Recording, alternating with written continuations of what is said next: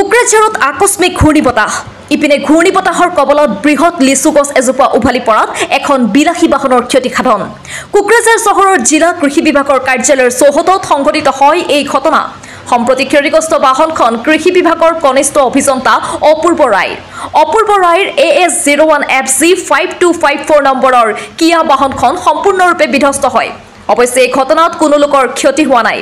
সম্প্ৰতি কোকৰাঝাৰত মুখলধাৰ বৰষুণ অব্যাহত আছে পুনৰবাৰ জনাইছো কোকৰাঝাৰত আকস্মিক ঘূৰ্ণীবতাহ ইপিনে ঘূৰ্ণীবতাহৰ কবলত বৃহৎ লিচু গছ এজোপা উভালি পৰাত এখন বিলাসী বাহনৰ ক্ষতিসাধন হয়